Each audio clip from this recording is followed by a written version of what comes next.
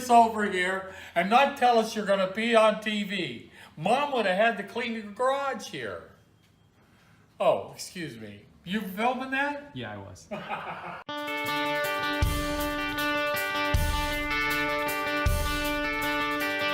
On this edition of Mere Mortals, we tackle headlights. Helping me today is my dad, Joe. That was terrible. I shot this video over the course of 2 weeks. I ran into a lot of issues trying to install these headlights. I want this video to kind of be a nice how-to guide on how to do this sort of work when you're installing headlights for yourself. Here we go.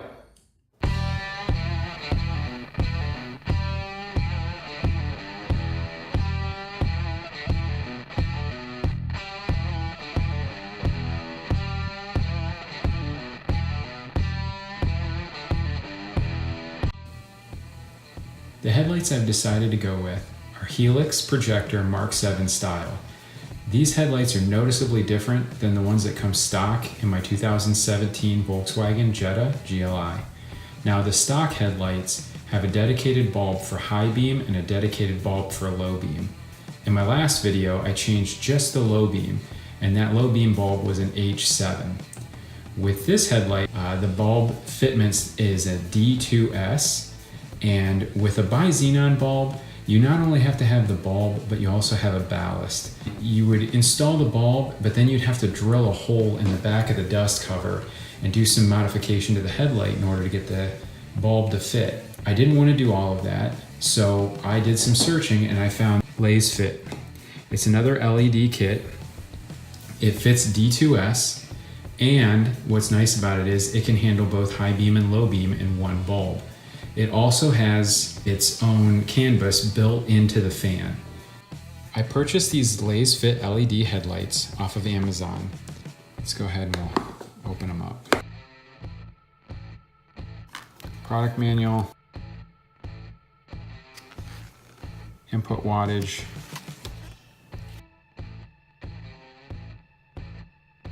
still LED. You still install it with the LED on the side as opposed to up. And then down below we have kind of a standard plug. For a D2S bulb, and what's nice about Lasfit is it comes with this additional adapter that plugs in. You have to be careful and match up your positive, negative to negative. So red goes to positive, black goes to the negative.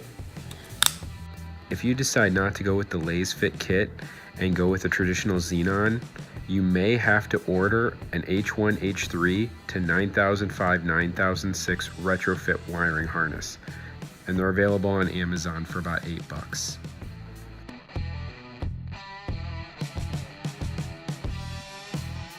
A lot of the instructions said that we would start by removing the grill. I tried for about an hour and a half to remove this grill. I was able to pop the clips underneath in the middle here. However, underneath the headlights, there are 2 additional clips that you just can't get to. I was pulling on the grill so hard and trying the different techniques I had found to put a small crack under here on my grill. So I would not recommend removing the grill. Do not do that. You can drop this front bumper much easier and with a lot less risk of cracking or breaking anything. So first thing we're gonna do is we're gonna remove these 4 bolts on top of the grill. It's a Torx 20.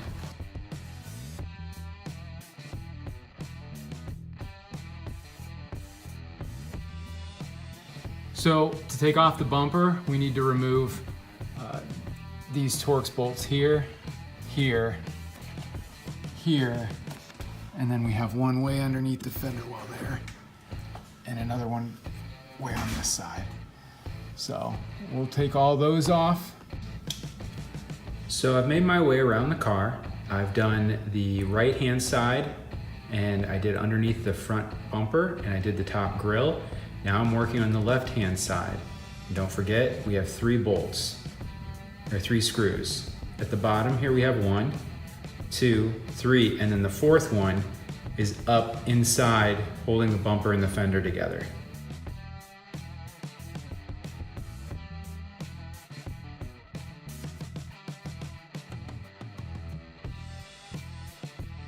Off, and then if you look underneath the fender here and up underneath, there's one more bolt kind of hidden back there you have to loosen and take off. So before we can drop the bumper, we have to still do a couple of things. This wheel well has a piece of plastic that kind of covers some of the inside of the bumper here. So we just got to pull this plastic out of here, just like that.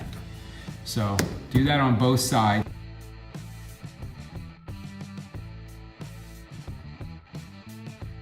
Removing the bumper here, we've got to push up this way to kind of release, because they have a guide track in here.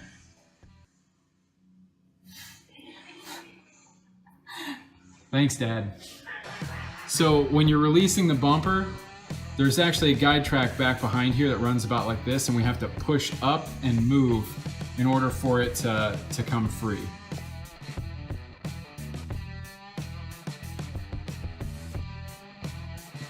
Field work, you know? No, this is not Hollywood. Hollywood, they wear good clothes, suits and ties, and work on a car and pull the pistons out. okay. In a garage, you wear old clothes. All right, Dad. All right, here we go.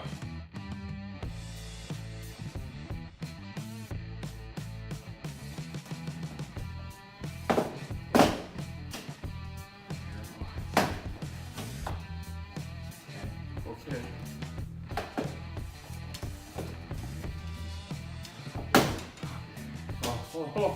Oh. We got it.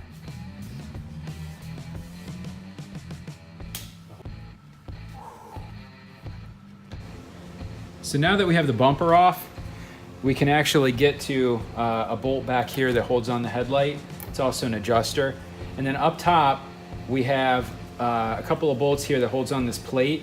Underneath this plate, there's a little electrical box I ran into earlier when I was looking to take the grill off. So we'll have to pop that off. It's pretty easy to do. Once we loosen these and take these bolts out, this whole unit should slide out, and there's just one large plug behind it, and we'll show that when we get there. This is the plug, the main plug for the headlight. We're gonna have to disengage this or disconnect it. So when we take these off, it's a Torx 25-bit, and we're gonna take all these bolts off, do one side at a time, put the new headlight in.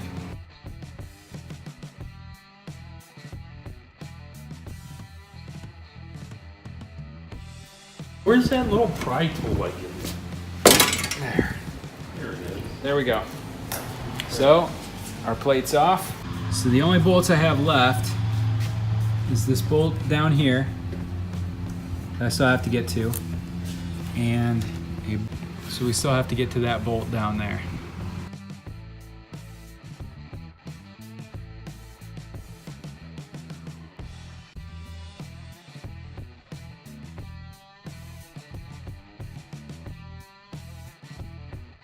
We'll go down through a checklist of things we should do before we put them in the car. I think the most interesting thing about the Helix Projector headlight is the clip that holds in the headlight. As you can see, it just kind of comes down over the back side of the headlight, and then there's hooks down below that catches this metal retaining clip. Now this is pretty important. The nice thing about the Lasfit is the fan is thin enough and small enough that you can put the headlight in and the retaining clip will still come down over the back side and lock it into place.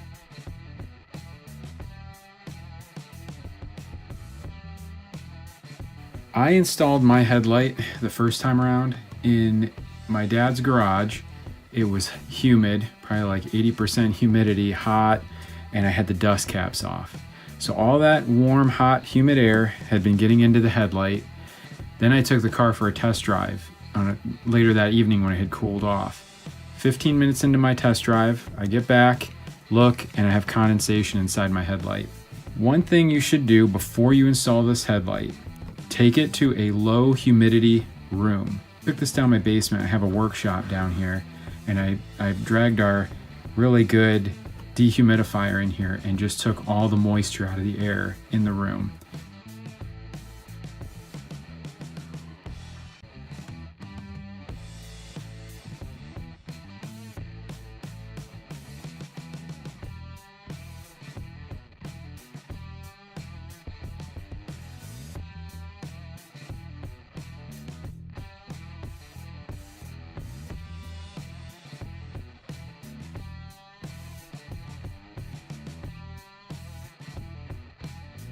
Blew out the inside of the headlight with dry air.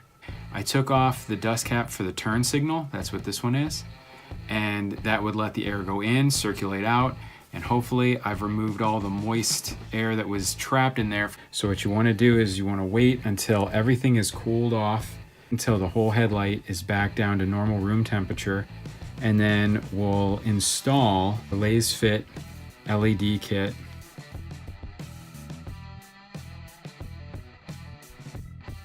This main groove at the top lines up with a little plastic tab inside the headlight. So once we're in and locked, it's in there, nice and solid. Well, connect our power. So red to red and black to black.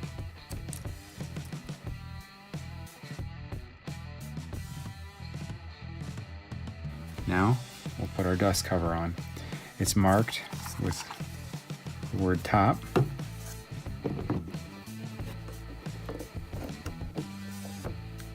There we go.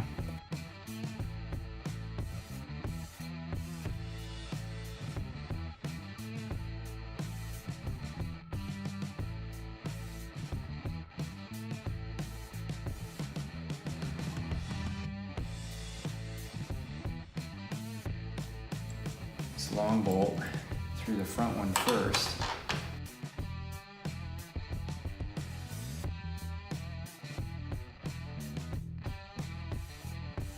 My headlight's loosely installed. I'm going to put my plate across the top. With all my screws, I am not going to tighten them all the way down. And you leave things loose because when you put the grille and bumper back on, there's going to be a little shifting and adjusting of the headlights to get everything to look right.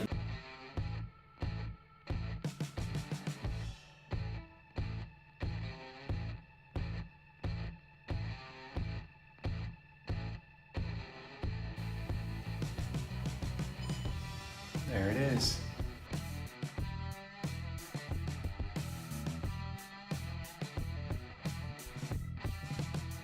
So the time's come to put the bumper back on. There's a row of clips right here on the front of the center of the grille and bumper right here. These clip into this row, and then on the sides it wraps and clips as well.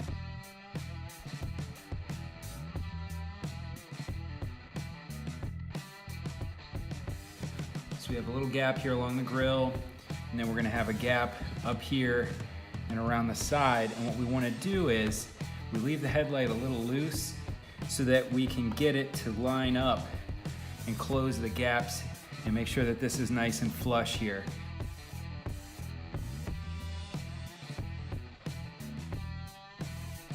To aim your headlights, all you'll need is a screwdriver. So you'll notice there's these white plastic adjusters that take a Phillips screwdriver. These two options, the other one's a little bit harder to see. This will adjust your headlights up and down and left and right. So what you do is get a dark room or aim them at a wall at night, and then you just turn them. You put a screwdriver in there, and as you turn, you can watch the beam move up and down, left and right, wherever you need it to go. So I've got some tape on the wall in here that'll show me roughly where my headlights were, and then I will go from there.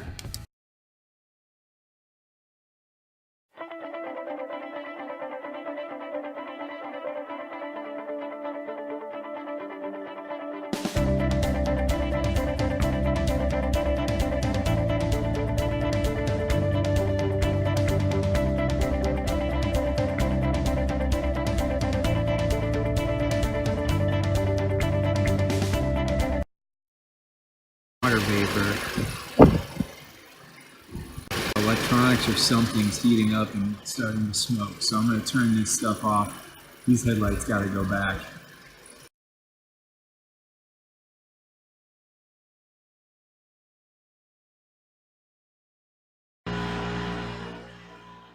So we're on day 3 of drying out the headlights. Set up a nice little spot to kind of dry everything out. Got my dehumidifier. I took the dust caps off. I've been using a blow dryer to kind of blow dry out any moisture that shows up in the headlight. And I've left the dust caps off so that the dehumidifier can suck all the moisture out of the air in here.